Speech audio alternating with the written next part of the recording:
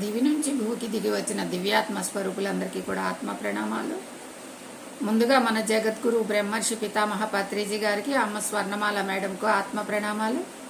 గురువుగారికి గురువుగారైన సదానంద యోగీశ్వర్ల వారికి ఆత్మ ప్రణామాలు. ప్రతిరోజు నిత్యం మనకు ఆత్మజ్ఞానాన్ని అందిస్తున్న మునిబాబు సార్కి, సుగుణ మేడంకి ఆత్మ ప్రణామాలు. ఆత్మ ప్రణామాలు ఫ్రెండ్స్. మనం స్వాధ్యాయనంలో భాగంగా ఆత్మాయనం అనే బుక్ను చదువుకుంటున్నాము. నిన్నటి స్వాధ్యాయనంలో మానవుడు జంతువుపై చూపించే ప్రేమను పట్ల ఆ జంతువు మరలా జన్మ తీసుకోవటానికి తొందరగా ఇష్టపడుతుందని, పరిపూర్ణమైన ప్రేమను చూపించినట్లయితే భయాన్ని పోగొట్టుకుంటుందని నిన్నటి స్వాధ్యాయనంలో మనం చదువుకుందాము. అక్కడి నుంచి ఇప్పుడు చదువుకుందాము. కాలక్రమంలో వ్యక్తిగా మారటం అన్నది ఎలా జరుగుతుంది? దీనిలో 2 మార్గాలు ఉన్నాయి. ఆ రెండిటిలో ఏ మార్గమైనా జరగవచ్చు.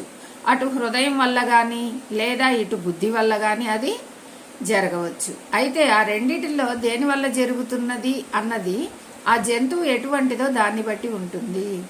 మనం చూపించే ప్రేమని పట్ల జంతువు తిరిగి మరలా ఆ జన్మ చాలించి మరలా జన్మ తీసుకునేటప్పుడు మానవ జన్మగా తీసుకునే పరిణితిలో 2 రకాలుగా తీసుకుంటుందని చెప్తున్నారు. ఒకటి బుద్ధి వల్ల కానీ, 2 హృదయం వల్ల కానీ తీసుకుంటుంది. అది దాన్ని స్వభావాన్ని బట్టి ఉంటుంది. అది ఎలా స్వీకరిస్తుందో దాన్ని బట్టి మరలా అది జన్మ తీసుకుంటుందని చెప్తున్నారు. ఒకానొక కుక్క ప్రేమ ద్వారా, త్యాగం ద్వారా మానవ ప్రపంచంలోకి అడుగు పెడుతుందని చెప్పవచ్చు. కుక్కలు ఉన్నాయి అనుకోండి.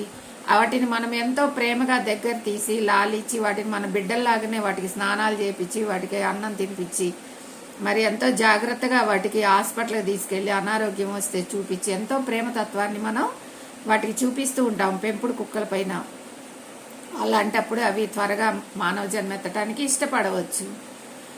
మరి కొన్ని వీధి కుక్కలు కూడా ఉంటాయి. వాటిని మనం ఇంట్లోకి రానిపోయినా వాటి దగ్గరికి మనం వెళ్ళినప్పుడు వాటిని ఎంతో ప్రేమగా దగ్గరకు తీసుకోవటం, అవి వాటికి ఆహారాన్ని అందించటం, వాటికి సౌకర్యం కలిగించటం, అలా చేసినప్పుడు వాటిలో కూడా మార్పు చెంది అవి కూడా మానవ జన్మ ఎత్తడానికి అవి ఇష్టపడవచ్చు అని ఇక్కడ చెప్పడం జరుగుతుంది అన్నమాట. ఒక కుక్క తన యజమాని పట్ల, తను పెంచుకున్న కుటుంబం పట్ల ఎంత అంకిత భావంతో ఉంటుందంటే, ఏదైనా అత్యవసర పరిస్థితి ఏర్పడినప్పుడు తనలో సహజంగా ఉండే ఆత్మరక్షణ ప్రయత్నాన్ని కూడా పక్కన పెట్టి ఆ యజమానినో లేక కుటుంబ సభ్యుడినో కాపాడటానికి తన ప్రాణాలకు సైతం త్యాగం చేస్తుంది. అది వాస్తవం అండి.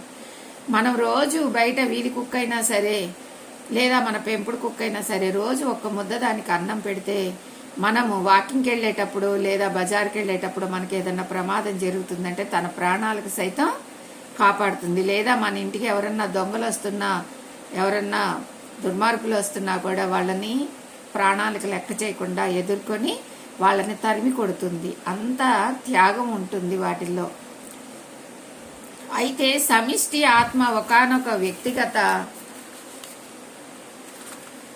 ఆత్మగా మారాలి అంటే ఆ జంట కుక్కలలో ఉన్న ఒక ప్రాణాన్ని, తన ప్రాణాన్ని అంత గొప్ప త్యాగం చేసి తీరనవసరం లేదు. ఎప్పుడైనా సమిష్టి ఆత్మ ఒక వ్యక్తిగత ఆత్మగా మారాలి అంటే అంత ప్రాణం త్యాగం చేయాల్సిన అవసరం లేదు. ప్రేమతత్వాన్ని చూసుకుంటే చాలు. ఒకానొక కుక్క జంతు ప్రపంచంలో నేర్చుకోవలసిన అన్ని పాఠాలు నేర్చేసుకున్న తర్వాత మానవ జాతి పట్ల ఉన్న భయం అంతా పోయాక సమిష్టి ఆత్మ ఇంకా జంతు జన్మలో కొనసాగటం శుద్ధదండగా, దాని భవిష్యత్తు ఇంకెక్కడో ఉంది. అది ఒక కొత్త ఉనికిలోకి, మరింత జ్ఞానవంతమైన ఉనికిలోకి బదిలీ అవుతుంది. ఎప్పుడైతే మానవుడి పట్ల జంతువుకి భయం పోతుందో అప్పుడు ఇంకా మళ్ళీ అదే జన్మ ఎత్తాలని అది కోరుకోదు. ఇంకెప్పుడు కుక్కలాగే ఉండి ఇక్కడే ఉండి మనం వీళ్ళకి అంత దూరంగా ఉండ అవసరం లేదు. వాళ్ళ గర్భంలో కూడా మనం జన్మ తీసుకుని వాళ్ళకి దగ్గరగా, వాళ్ళకు కొడుకుగానో మరి తమ్ముడుగానో చెల్లిగానో మనవడుగానో మనవరాలుగానో ఏదో ఒక బంధంతో మనం వాళ్ళకి దగ్గరగా ఉండి ప్రేమతత్వాన్ని పంచొచ్చు అని చెప్పేసి జన్మ తీసుకుంటుంది. తొలి మానవ జన్మ ఎదగని నిమ్న స్థాయి జన్మే కానవసరం లేదు. తొలి మానవ జన్మ ఒక నిమ్న స్థాయిలోనే ఉండాల్సిన అవసరం లేదు, అంటే తక్కువ స్థాయిలోనే ఉండాల్సిన అవసరం లేదు. ఎందుకంటే గత కొద్ది జంతు జన్మల్లో ఆత్మ ఎంతో అనుభవాన్ని గడించింది. మరి ఎన్నో జన్మలు ఎత్తింది జంతు జన్మకు రావటానికి. మరి ఎలుకలు గాను, కప్పలు గాను, పిల్లులు గాను మరి ఎన్నో జన్మలు ఎత్తి అది కుక్క జన్మలోకి వచ్చింది. మరి అలాంటప్పుడు ఆ అనుభవాలన్నీ వాటికి ఉంటాయి. ఎలాగా మానవుడి నుంచి మనం కాపాడుకోవాలి, ఎలాగా మానవులతో ప్రేమతత్వంతో ఉండాలి, అన్నీ కూడా అనుభవం ద్వారా అవి పుడికి పుచ్చుకొని వాటి వెంట ఆత్మల వెంట ఆ అనుభవాలను తెచ్చుకొని ఉంటాయి అన్నమాట. కాబట్టి మానవుడితో భయపడిన అవసరం లేదు, ప్రేమతత్వంగా కూడా ఉండవచ్చు అని తెలుసుకుంటాయి అన్నమాట. ముఖ్యంగా మానవుడి కోసం తన ప్రాణాన్ని త్యాగం చేసింది కదా, కనుక అసలు ఎదగని మానవ జన్మ కంటే కొద్దిగా ఎదిగిన మనిషి జన్మ పొందే కుక్క సంపాదించుకుంటుంది. మరి మానవుడి కన్నా కుక్కే చాలా గొప్పదనమాట. అది మానవుడి కోసం తన ప్రాణత్యాగం చేయటానికి కూడా సిద్ధపడుతుంది. మానవుడు కుక్క కోసం ప్రాణత్యాగం చేస్తాడా?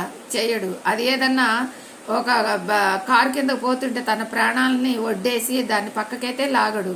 కుక్కే కదా, ఏమైంది చనిపోతే మాలేనని తనను తాను రక్షించుకుంటానికి చూస్తాడు. కానీ కుక్క అలా కాదు, తన ప్రాణత్యాగం, తన ప్రాణాలు పోయినా సరే తన యజమానికి ఆపద రాకూడదు అని చెప్పేసి ఎదురు వెళ్ళి నిలబడుతుంది అన్నమాట.